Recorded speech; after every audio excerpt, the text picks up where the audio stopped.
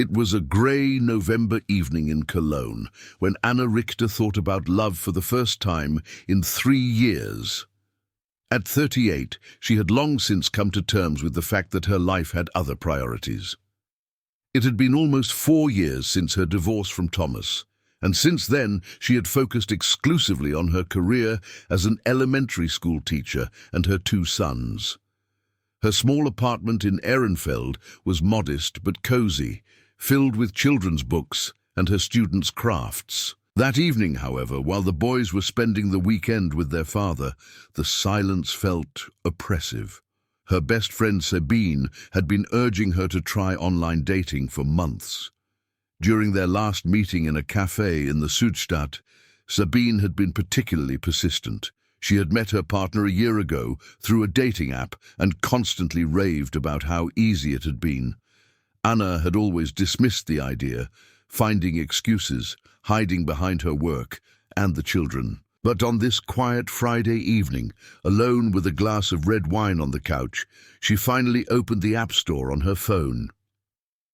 Installing Tinder felt strange, almost like a betrayal of her former self. She wasn't the type for such things, had always believed that real connections had to develop organically, through chance encounters at the supermarket or recommendations from friends. The idea of presenting herself on a digital marketplace made her uncomfortable. Nevertheless, she carefully selected 3 photos, one from last summer's vacation on the Baltic Sea, where she stood smiling on the beach, one from a school trip, and a selfie from her living room that showed her looking natural and relaxed. She deliberately designed her profile to be honest. She wrote that she was a single mother of 2 boys aged 9 and 11, that she was a German and art teacher, and that she was looking for someone who was patient, humorous, and down-to-earth. She mentioned her love of museums, long walks in the green belt, and Italian food. No lies, no embellishments, just the truth about her life, as ordinary as it might be. The first few days on the platform were sobering. She received numerous messages, but most of them were superficial or intrusive.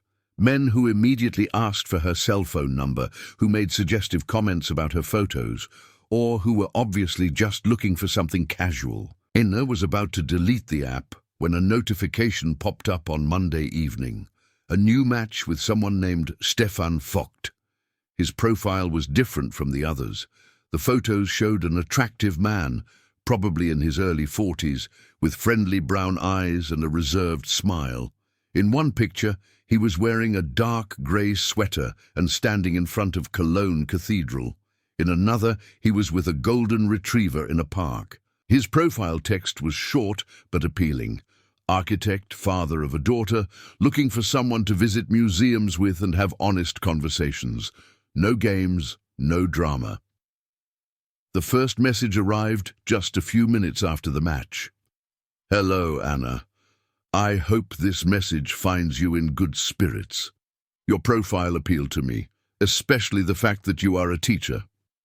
My daughter is 8 and loves her teacher more than anything. What do you like to teach most?" Anna smiled at the polite, unobtrusive nature of the message. She replied while leaning back on the sofa. "Hi, Stefan. Thanks for your message. I like teaching art best because I get to see the children's creativity without the pressure of tests and grades. What kind of projects do you plan as an architect? Modern buildings or renovations?" What followed was a conversation that lasted for hours. Stefan talked about his work at a medium-sized architecture firm in Cologne, Deutz, where he mainly worked on renovating old buildings. He described his passion for preserving historical structures while integrating modern functionality.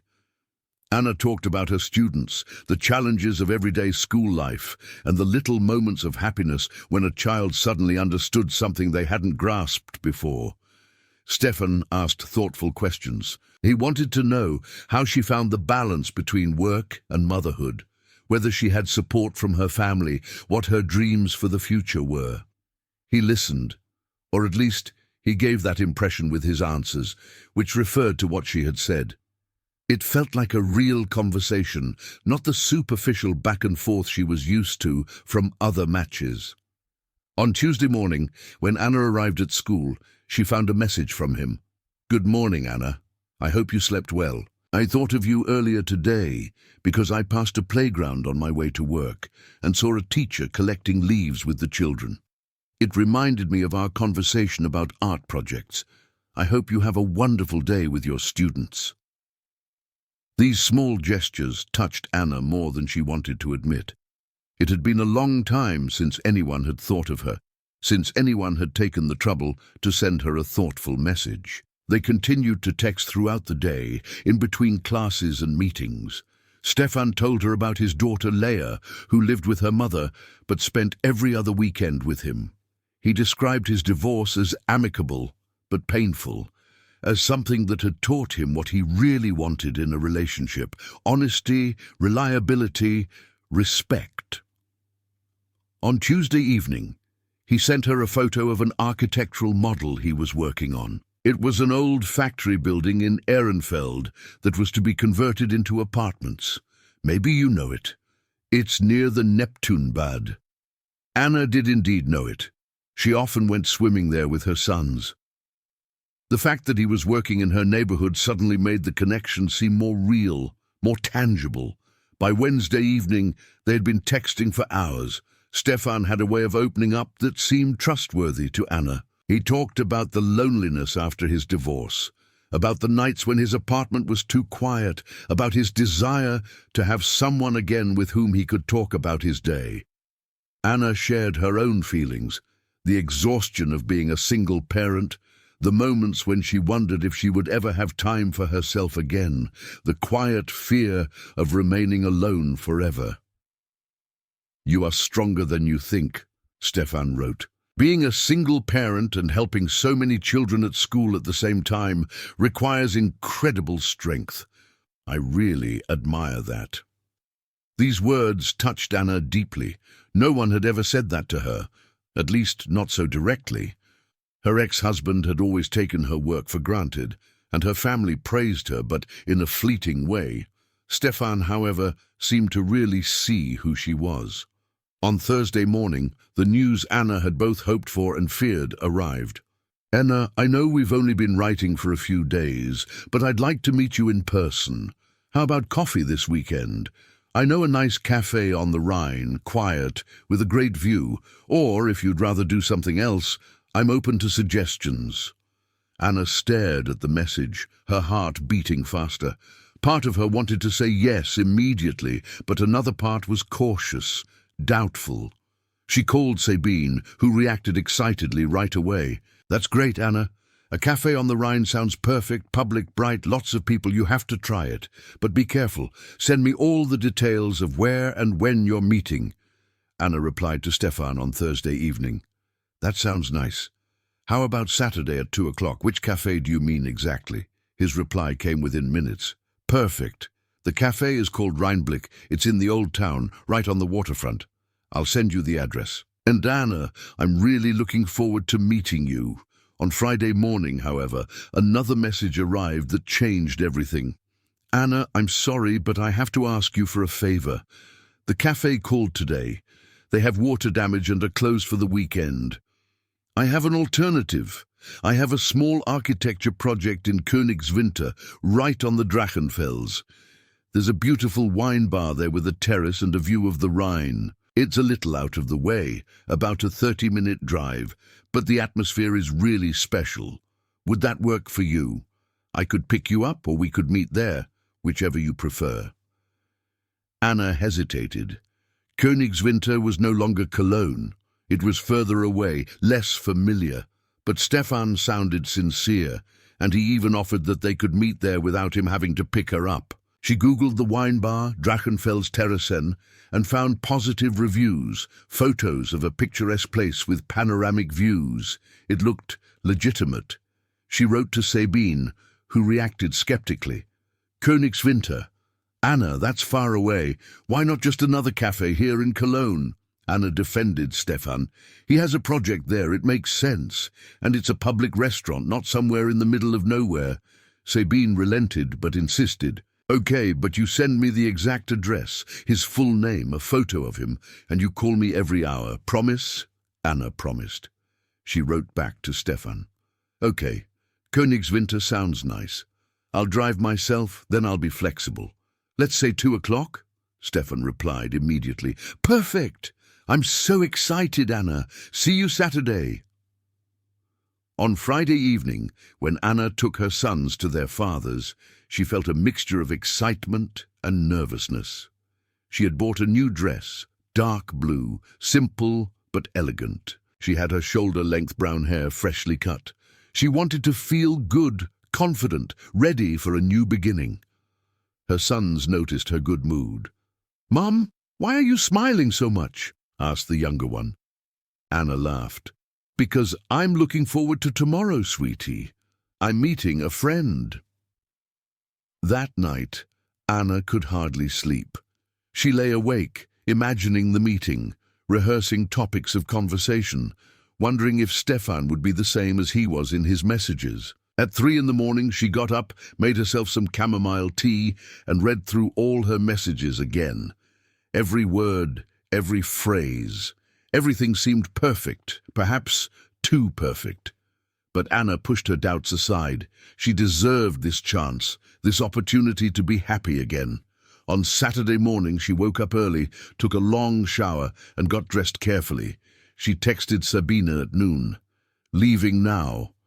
Drachenfels Terrassen, Königswinter, 2 o'clock. Stefan Vogt.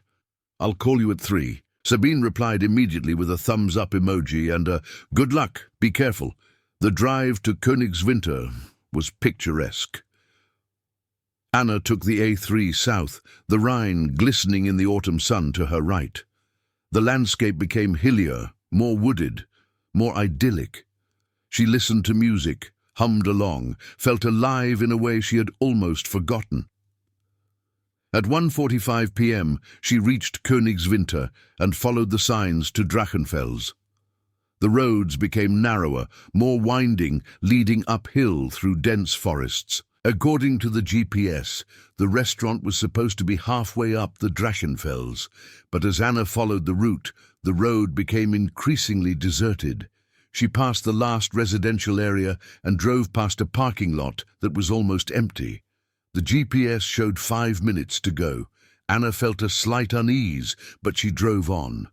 Perhaps the restaurant was really off the beaten track, an insider tip for locals. She turned onto a forest road, as indicated by the GPS.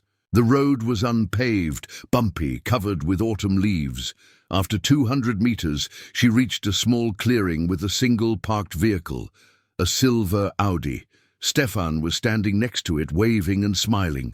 Anna, parked next to him, got out, her heart beating fast, partly from excitement, partly from a feeling she couldn't name. Stefan came up to her, looking just like his photos, perhaps a little older, but handsome and well-groomed. "Anna, it's so nice to finally meet you in person," he said warmly, extending his hand. She shook it, noticing that his hand was cold despite the mild weather. "Where is the restaurant?" she asked, looking around. There was no sign. Stefan smiled apologetically. "It's a short walk, about 10 minutes through the woods. Direct access is only for residents, but it's worth it, I promise. The view is breathtaking." Anna hesitated, looking at her cell phone. No reception. She looked at Stefan, who was waiting patiently, his hands in his jacket pockets. Something inside her whispered a warning, but she ignored it. He was nice.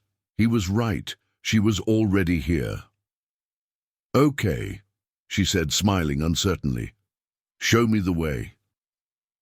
Stefan nodded, pointing to a narrow path that led into the forest. "After you," he said politely.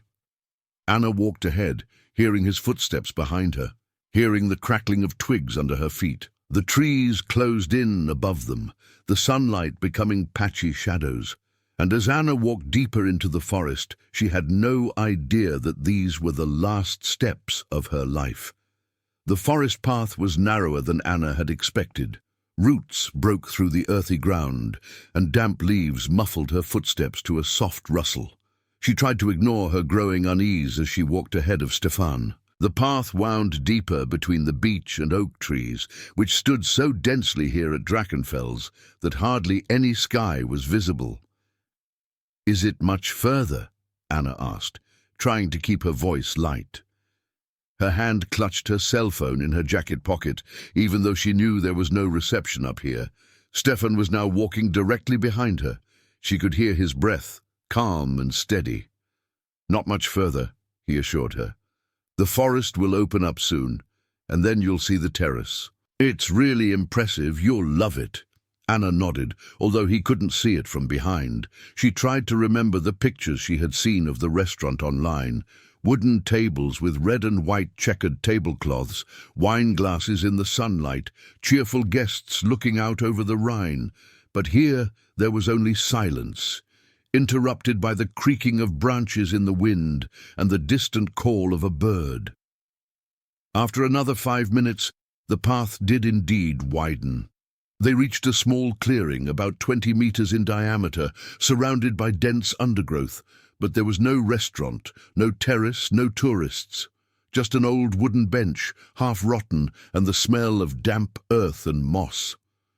Anna stopped abruptly and turned to Stefan. "Where is the restaurant?" she asked, and this time there was a sharpness in her voice. Stefan stood about 3 meters away, his hands still in his jacket pockets, his face expressionless. The friendliness from his messages, the warm smile from earlier, everything was gone.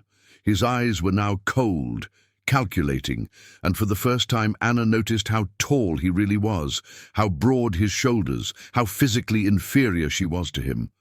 "There is no restaurant, Anna," he said calmly, almost matter-of-factly. "That was never the plan."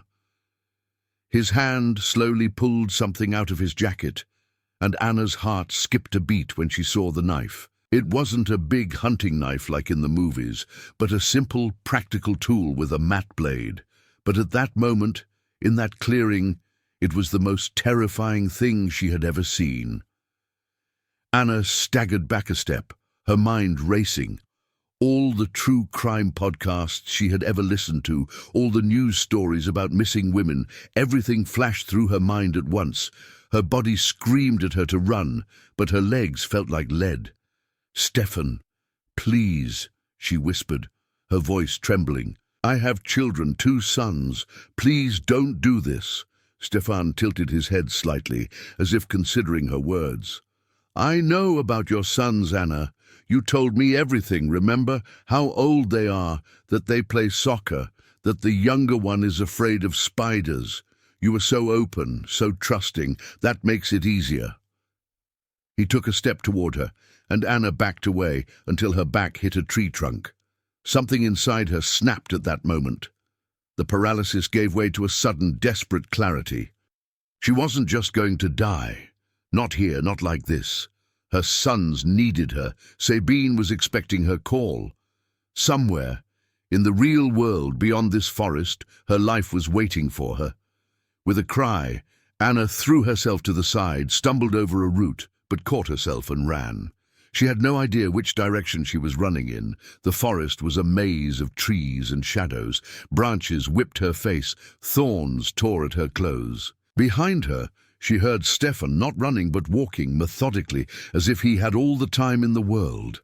"Anna, it's no use," he called in a voice that sounded almost bored. "We're miles from the nearest road. No one comes up here. No one will hear you." Anna ignored him, pressing one hand against the stitch that dug into her ribs. She hadn't exercised in years, except for walks with the children. Her lungs burned, her legs trembled, but she forced herself to keep running. The ground suddenly dropped away, and she slid down a steep slope, earth and stones loosening under her feet. She landed hard on her back in a dry creek bed, the air knocked out of her lungs. For a moment, she just lay there, gasping for breath, staring up through the treetops at the sky, which now looked grey and threatening. Then she heard it, the crackling of branches above her. Stefan was getting closer.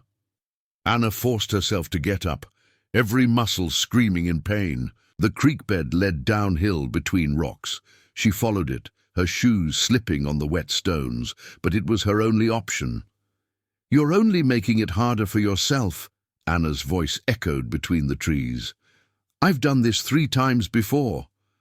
They all tried to run. It's no use. Those words made Anna freeze. 3 times. He had done this 3 times before. There were other women, other victims. She felt nauseous but forced herself to keep going. The stream bed led to a kind of natural cave formed by overhanging rocks. Anna crawled inside, pressed herself against the cold stone, and tried to control her breathing. In the silence, she could hear her own heartbeat, loud as a drum. She fumbled for her cell phone, pulling it out with trembling hands. Still no reception. But then she remembered something her oldest son had shown her months ago, the emergency call mode that worked even without a network. With fumbling fingers, she quickly pressed the side button 5 times. The phone vibrated once. The screen displayed emergency call being sent for a moment before going dark again. Had it worked? Anna had no idea, but it was her only hope. She waited in the cave, minutes that felt like hours. Then she heard Stefan's voice again, now closer, directly above her. "Anna, I know you're here. I can smell you, your fear. Come out, and it'll be quick. If I have to find you, it'll take longer, and it'll hurt." Anna bit her lip to keep from sobbing. Tears ran down her face, but she didn't make a sound. She heard his footsteps above her, heard him moving rocks, searching for her. Then the sound receded again. He continued downhill, perhaps thinking she had crawled further. Anna hardly dared to breathe. After what seemed like an eternity but was probably only 10 minutes, Anna crawled out of the cave. The forest was silent, no sign of Stefan, but she knew he was out there somewhere, waiting, hunting. She had to find a way back to the road, to her car, to safety. With trembling legs, she began to climb uphill in the direction she must have come from. Every step was torture, every sound made her flinch. Then suddenly she broke through a group of trees and saw him. Stefan was standing right in front of her, as if he knew exactly where she would go.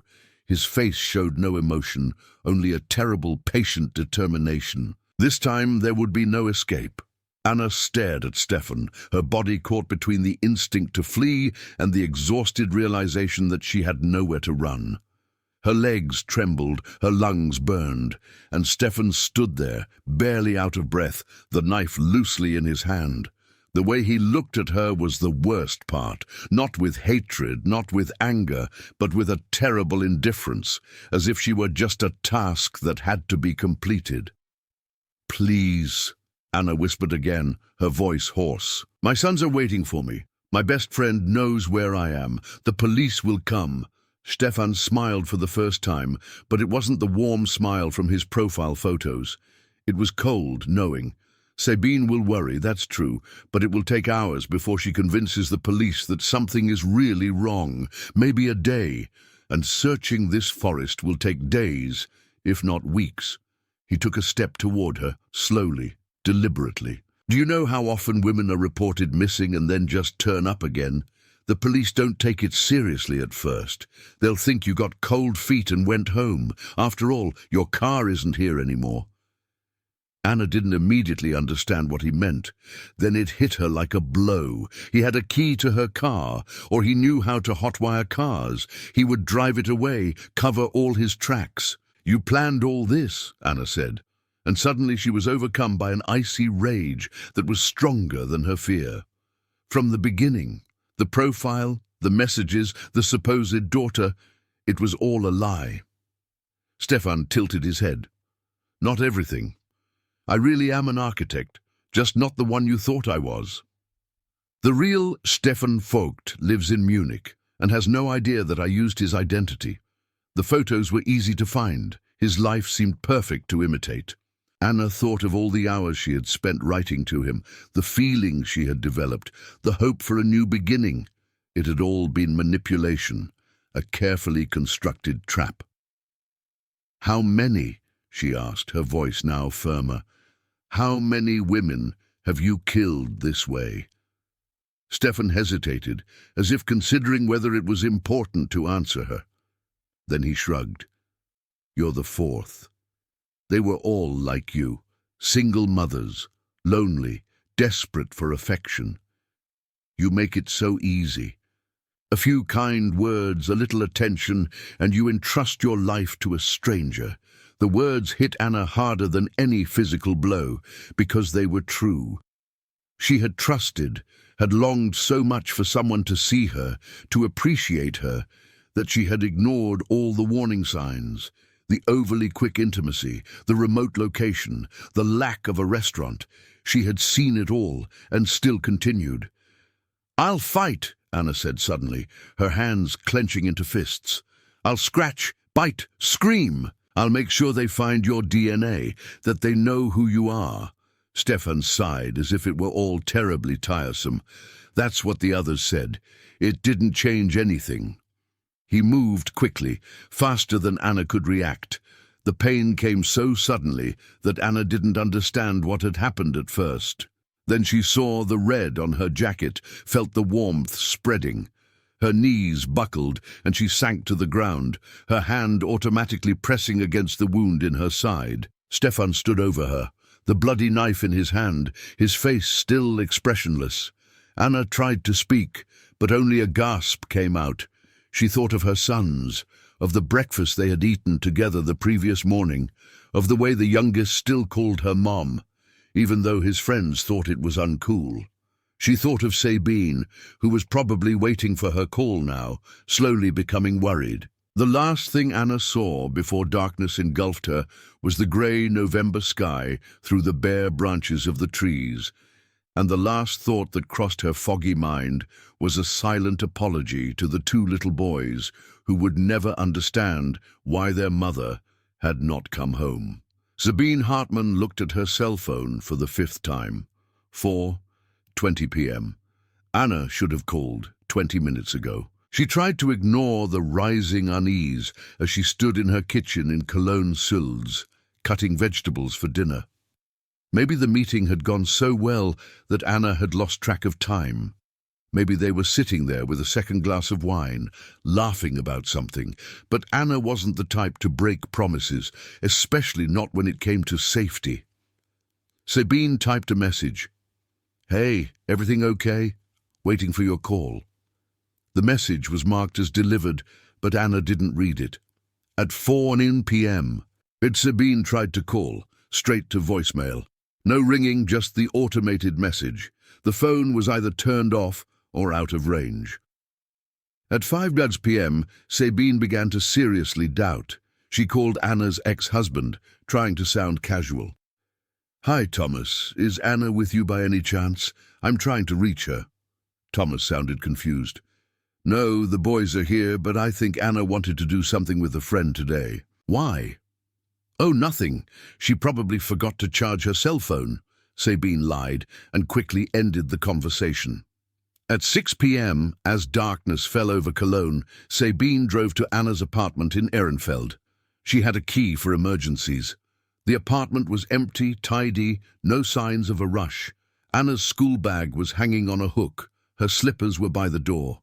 But her purse and car keys were gone, so she really had gone to the meeting. Sabine took out her cell phone and searched for the message Anna had sent her at noon today. Drachenfels Terrassen, Königswinter, 2 p.m. Stefan Vogt. She Googled the restaurant, found the website, and called the number listed. A friendly female voice answered. "Drachenfels Terrassen. Good evening." Sabine took a deep breath. "Good evening. Was there a woman at your restaurant around 2 p.m. this afternoon?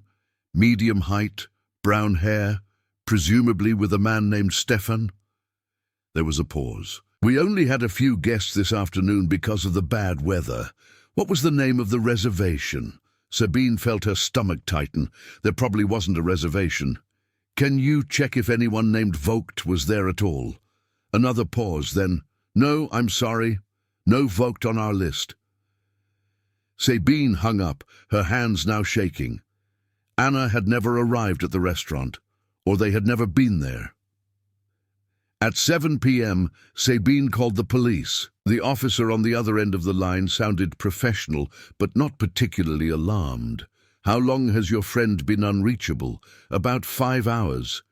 And you say she wanted to meet someone from the internet? The officer sighed slightly. Listen, it happens very often that people change their plans after such meetings. Maybe she's with him. Maybe she didn't want to be disturbed. Sabine interrupted sharply. Anna has 2 children. She would never break her promises. Never turn off her phone. Something's wrong. The officer became a little more serious. Okay, give me all the information you have. Name, vehicle, last known location. Sabine gave her everything Anna had sent her. Stefan Vogt, alleged meeting at Drachenfels Terrassen, Königswinter, Anna's car number, model, color. The officer promised to send a patrol to search the area, but Sabine heard the skepticism in her voice. She believed Anna would show up soon, perhaps embarrassed but unharmed. Sabine knew better. She knew Anna. Something terrible had happened. At 10 p.m., Anna's vehicle was found. A patrol discovered it in a parking lot at the foot of the Drachenfels, locked, no signs of a struggle. But there was one detail that caught the officer's attention. The car was perfectly parked, too perfectly for someone in a hurry or panic, and on the passenger seat was Anna's handbag, neatly closed. When the police opened the bag, they found everything. Wallet, ID, house keys, makeup. Everything a woman would not voluntarily leave behind. The phone was not in the bag. A more detailed examination of the car revealed something even more disturbing. The car seat was adjusted differently, further back, adjusted for someone taller than Anna. Someone else had driven the car here. The case was immediately given higher priority. The Bonn Criminal Investigation Department took over. At 2 o'clock in the morning, an initial search operation began with sniffer dogs at the parking lot. The dogs immediately picked up a trail leading from the parking lot into the forest, a narrow path uphill. The officers followed with flashlights, treading carefully on the slippery leaves. After about 20 minutes, they reached a clearing. The dogs became restless, barking and pulling on their leashes toward a dense patch of undergrowth.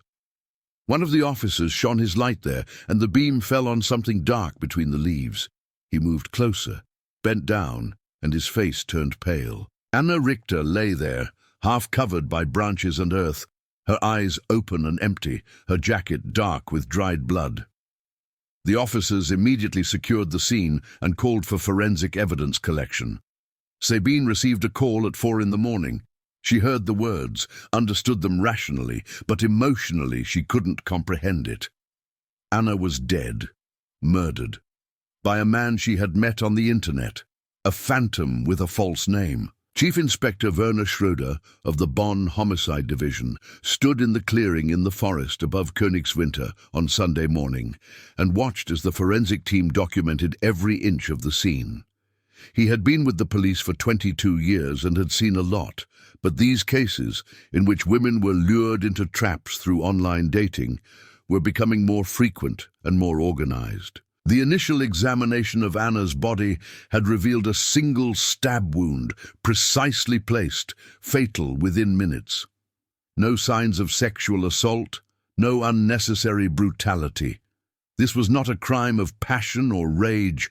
It was methodical, planned, almost professional. Schröder knew immediately that they were not dealing with a first-time offender. His colleague, Chief Inspector Tobias Lehmann, approached him through the forest, his face tense. "Werner, we found the cell phone. About 50 meters from here, hidden under a pile of leaves. It's still on, but password protected." Schröder nodded. "Take it to digital forensics immediately. I want every chat, every message, every photo, and find out if emergency mode was activated." 2 hours later, at headquarters in Bonn, Schröder's suspicion was confirmed. Anna's iPhone had automatically sent an emergency call at 2:42 p.m., including GPS coordinates. The emergency call had been received by the control center, but due to the weak signal and lack of voice connection, it had been classified as a technical error, a fatal mistake that could have saved Anna's life. Digital forensics worked feverishly to secure Anna's Tinder profile and her communications with Stefan Vogt. What they found was revealing. Stefan Vogt's profile was only 3 weeks old, and the photos were high-resolution and professional-looking. An expert identified them within hours. The pictures actually belonged to a Stefan Vogt, an architect from Munich, who had no idea that his identity was being misused. When the police contacted the real Stefan Vogt, he was shocked. "I've never had a Tinder profile. I've been married for 10 years. How can someone use my photos?" The answer was simple and frightening. The photos came from his company website, publicly accessible and easy to copy. The perpetrator had systematically constructed a credible identity. Schröder ordered an expanded search. Are there other cases with a similar pattern? Single women, dating apps, remote meeting places? Lehmann worked closely with the Federal Criminal Police Office, and within 24 hours they had identified 3 more cases, all unsolved, all in the last 2 years.